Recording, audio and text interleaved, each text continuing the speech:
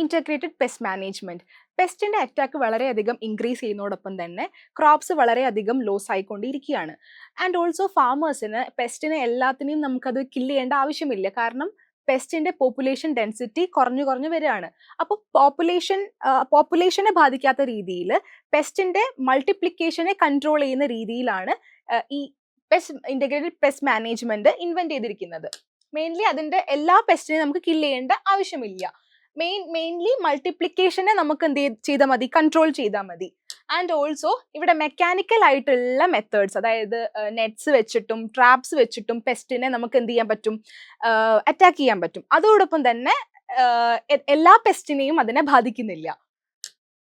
Then utilising friendly ആയിട്ടുള്ള പെസ്റ്റിനെ നമുക്ക് എന്ത് ചെയ്യാം, ഇതിലേക്ക് ഇൻവെന്റ് ചെയ്യുന്നതോടൊപ്പം തന്നെ ബാക്കിയുള്ള പെസ്റ്റിസിനെ ഒന്നും നമുക്ക് ഇതിനെ എഫക്ട് ചെയ്യുന്നില്ല, അവിടെ പോപ്പുലേഷൻ ഡെൻസിറ്റീനെ ബാധിക്കുന്നില്ല. And also resistant varieties of seed, അതായത് ഡിസീസ് റെസിസ്റ്റന്റ് വെറൈറ്റീസ് ആയിട്ടുള്ള സീഡ്സ്, അതേപോലെ പെസ്റ്റ് റെസിസ്റ്റന്റ് ആയിട്ടുള്ള സീഡ്സിനെയൊക്കെ നമ്മൾ യൂസ് ചെയ്ത് കഴിഞ്ഞാൽ നമുക്ക് മാക്സിമം എന്ത് ചെയ്യാൻ പറ്റും, പെസ്റ്റിന്റെ അറ്റാക്കിനെ വളരെയധികം അവിടെ റെഡ്യൂസ് ചെയ്യാനും പറ്റും. ആൻഡ് ഓൾസോ നമുക്ക് കിട്ടുന്ന ക്രോപ്സ് വളരെയധികം ഹൈ ഈൽഡ് തരുന്നതും അതേപോലെ ഹൈ ഡിസീസ് റെസിസ്റ്റന്റ് ആയിട്ടുള്ള ക്രോപ്സും ആയിരിക്കും നമുക്ക് ഇതിലൂടെ കിട്ടാൻ പോകുന്നത്.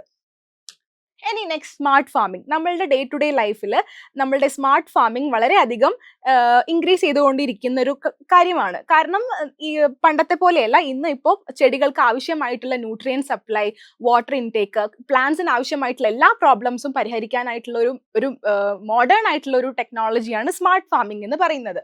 സ്മാർട്ട് ഫാമിംഗിൽ മോഡേൺ ആയിട്ടുള്ള ടെക്നോളജി ആയതുകൊണ്ട് തന്നെ ഇവിടെ എന്താണ്, ഫസ്റ്റ്ലി ആർട്ടിഫിഷ്യൽ ഇന്റലിജൻസ്, അതായത് AI-യിലൂടെ നമുക്ക് എന്ത് ചെയ്യാൻ പറ്റും, പ്ലാന്റ്സിന് ആവശ്യമായിട്ടുള്ള പ്രോബ്ലംസ് ഒക്കെ സോൾവ് ചെയ്യാൻ പറ്റും ത്രൂ അതിന്റെ ഇമേജ് ഷെയർ ചെയ്യുക, പ്ലാന്റ്സിന്റെ ആൻഡ് ഓൾസോ ഡാറ്റാസ് ഇൻഫർമേഷൻസ് ഒക്കെ ഷെയർ ചെയ്യുന്നതോടൊപ്പം തന്നെ നമുക്ക് പ്ലാന്റ്സിന്റെ നീഡ്സ് എന്താണ്, അവിടെ പ്ലാന്റ്സിന് എന്താണ് കുറവ് എന്ന് നമുക്ക് അവിടെ എന്ത് ചെയ്യാൻ പറ്റും, സോൾവ് ചെയ്യാൻ പറ്റും ആർട്ടിഫിഷ്യൽ ഇന്റലിജൻസിലൂടെ.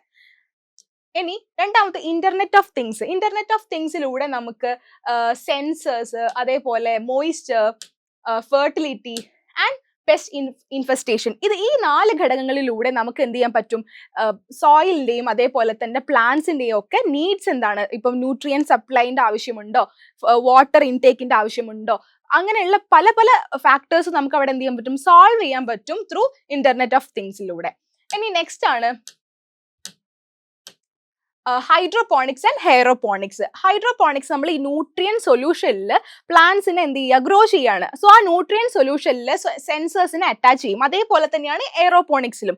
സോ ഈ ഒരു സെൻസേഴ്സിന്റെ ഹെൽപ്പോട് കൂടെ തന്നെ ഈ ഒരു ന്യൂട്രിയൻ സപ്ലൈ പ്രോപ്പർ ആയിട്ട് ഈ പ്ലാന്റ്സിന് കിട്ടുന്നുണ്ടോ എന്ന് ഉറപ്പുവരുത്താണ് ഇവിടെ ചെയ്യുന്നത്. ഇതോടൊപ്പം നമുക്ക് ആ പ്ലാന്റ്സിന്റെ ഓരോരോ പ്രോബ്ലംസും സോൾവ് ചെയ്യുന്നതോടൊപ്പം നമുക്ക് ഹൈ ഈൽഡ് തരാൻ പറ്റും ക്രോപ്സിന്. ആൻഡ് ഓൾസോ ഫാമേഴ്സിന് ഓൾസോ ലോസ് വളരെയധികം കുറവായിരിക്കും. ബിക്കോസ് ഈ ഒരു സ്മാർട്ട് ഫാമിങ്ങിലൂടെ പ്ലാന്റ്സിന്റെ ഒട്ടുമിക്ക പ്രോബ്ലംസും നമുക്ക് അവിടെ സോൾവ് ചെയ്യാൻ പറ്റും.